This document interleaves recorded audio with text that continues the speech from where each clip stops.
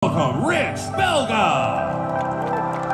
Alright, good morning, AIM Global!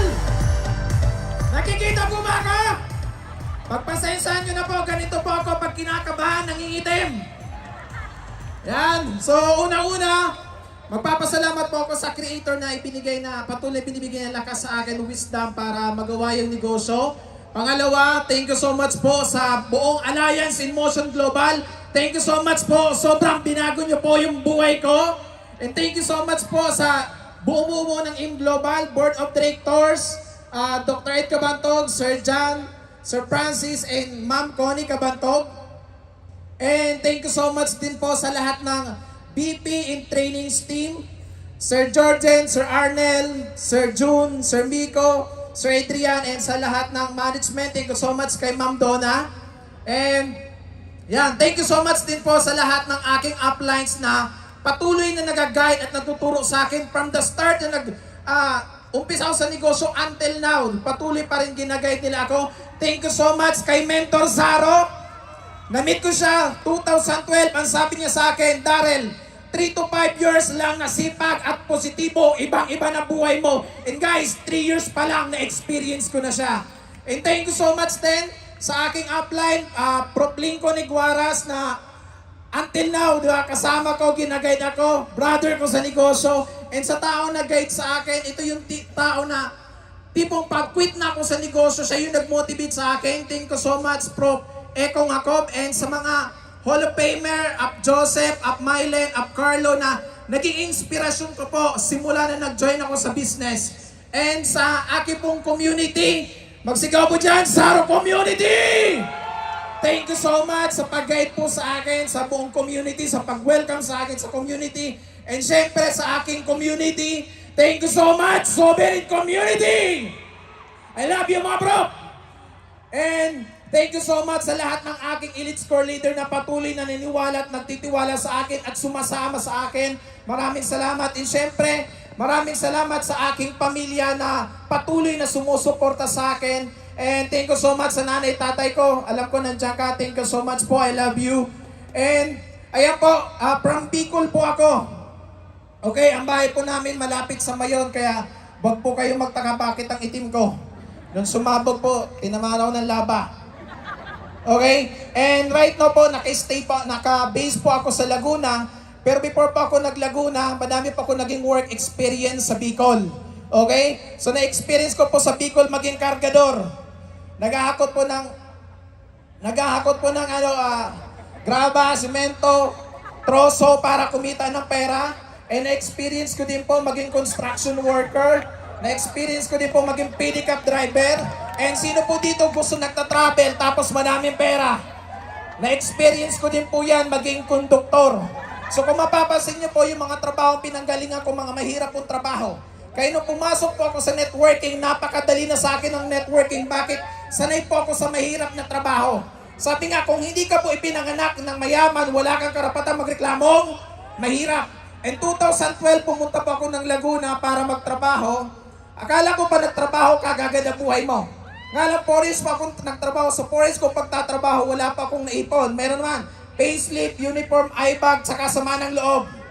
Kaya nung na-invite pa ako dito, na-invite pa ako way back 2012, ang nag-invite po sa akin dito, totally stranger. Ang tanong sa akin kung gusto ko daw ba yumaman.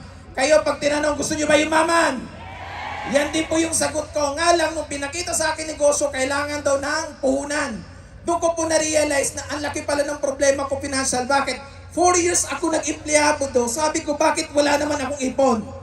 Pero hindi ko po yung ginawang dahilan para hindi sumali. Ginawa ko siyang motivation para sumali. Ang ginawa ko po dito, nagsanla ako ng ATM. First time ko magsalang ng ATM. Sabi nga, kung gusto mo makuha yung bagay na hindi mo pa nakukuha, kailangan mo gawin yung mga bagay na hindi mo pa ginagawa. Nagsanla ako ng ATM and after that, grabe po yung transformation na nangyari sa akin. So first 1 month income po dito, kumita po ako ng 4,000. Malaki maliit. Pwedeng isipin mo maliit. Ganun po talaga. Lahat po na nagsisimula, lahat po ng malaki nagsisimula sa maliit. Minsan mas lahat lang tayong mainipin. Upline 5 years na ako, ba't ganun pa rin? Ba't wala pa rin income? So bawal po mainipin. Sabi mo sa katabi mo, bawal mainipin. Guys, 12 years na ako sa business. And after nito, ito po yung kinikita ko dito monthly. Kaya huwag kang mainip. Sabihin mo sa katabi mo, huwag kang mainip. Okay? And ito po yung transformation. Ito po ako na nag-start sa negosyo. Kung mapapansin nyo, sobrang payat. Tama ba? Sobrang dugyot. Ito po yung time na hindi pa uso yung only rice. Okay? Ayan po, iyan kay itsura naka-orange, kalbo, parang kalalabas ng rehab. Ang challenge sa akin na nag-start, kaya ko po i-handle yung rejection. Ang challenge, yung discrimination. Kasi i-judge ka ng prospect based on your physical appearance. Alam mo yung nag-o-offer ka ng payama pero ang itsura mo pahirap. Di ba? Kaya dumating sa point na parang pinanghinaan ako sarili ko eh. Di ba? Madami sa inyo pwede pinanghinaan ka sarili mo. Huwag kang panghinaan. Ang importante dito, dapat punong-puno ka ng tiwala sa sarili. Yung iba kasi pinanghinaan kasi, ang pangit ko kasi, iano na lang ako. Tama? Kung nagawa ko, I'm sure magagawa mo din. Okay? Tapos, ayan po, ang pagyaman po kasi wala po yan sa itsura. Ang pagyaman po, wala yan sa kulay. Wala yan sa kung anong pinag-aralan. Tama po, ang pagyaman nandito po, kung alam mo sarili mo, yayaman ka, naniniwala ka ba? Yan. Tapos, dinevelop yung sarili ko. Wala pa akong alam sa negosyo. Dinevelop ko lang sarili ko. Years ago, nakikinig lang ako sa mga nag-share dito, success story. Sabi ko, someday magtutok ako, mangi-inspire din ako in right now nangyayari. Okay? Tapos, after a years na pagsisipag, nailabas ko po dito yung first car ko. Ito po, pangarap ko nung nagsisimula ko.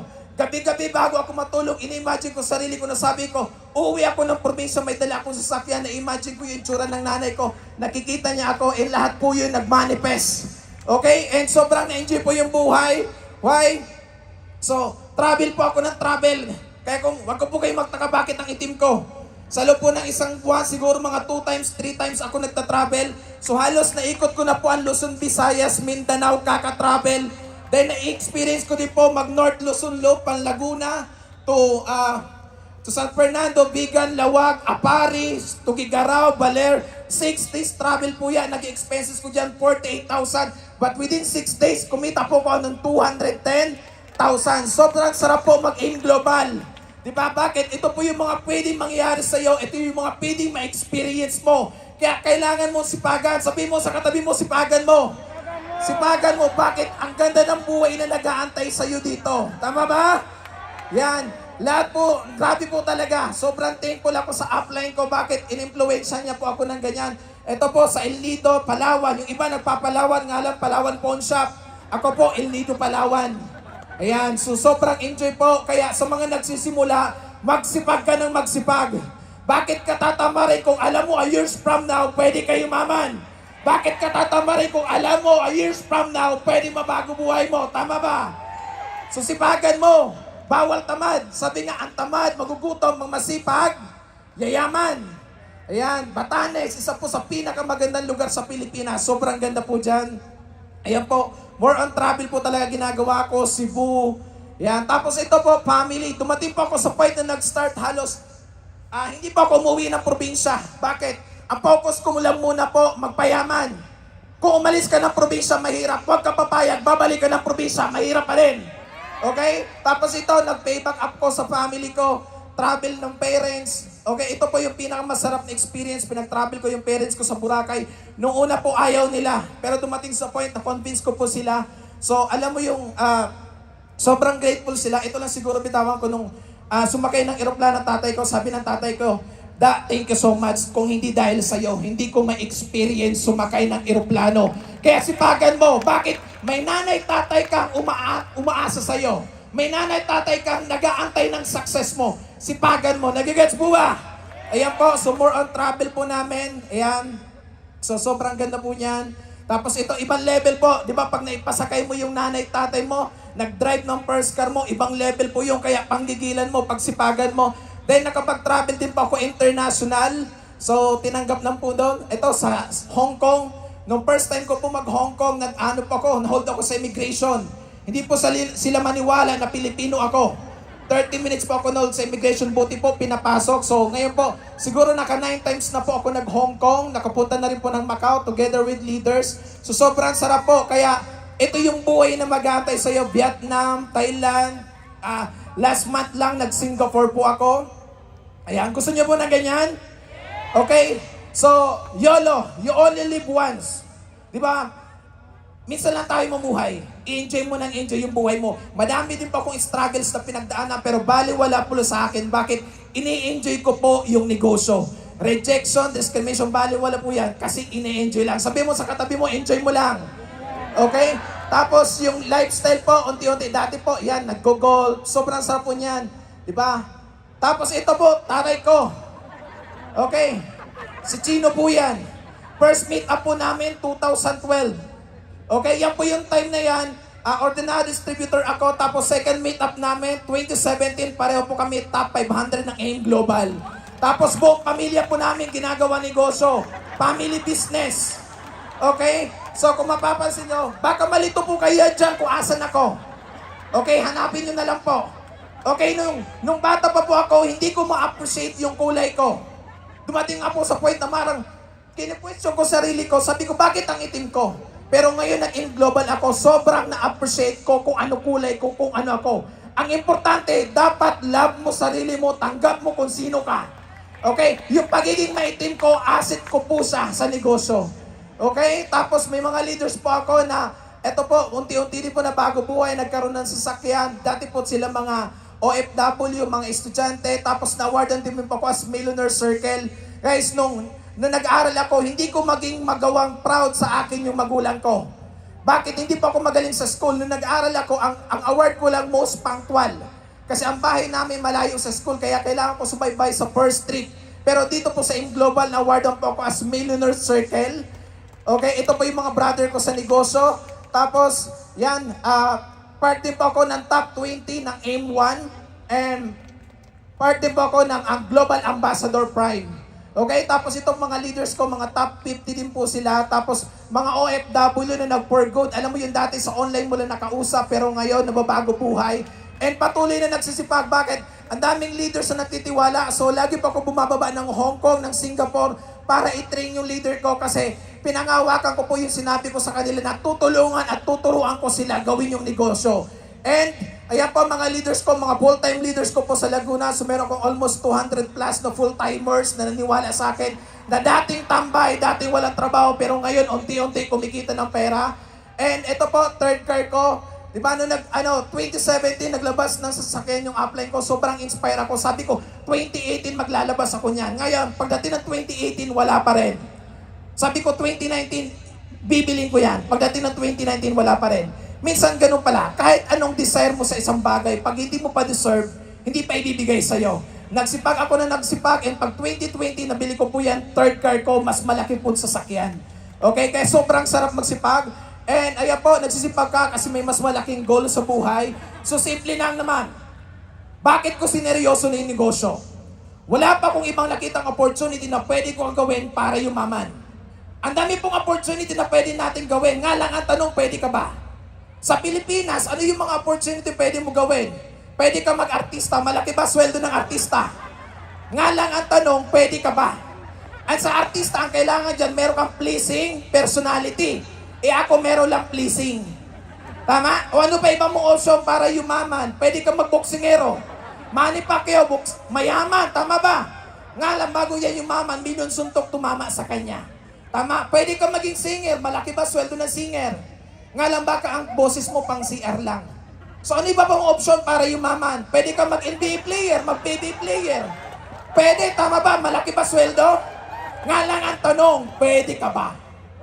Tama? O ano pa ibang option para yumaman? Madaming, dito, mag-vlogger ka. Tama po?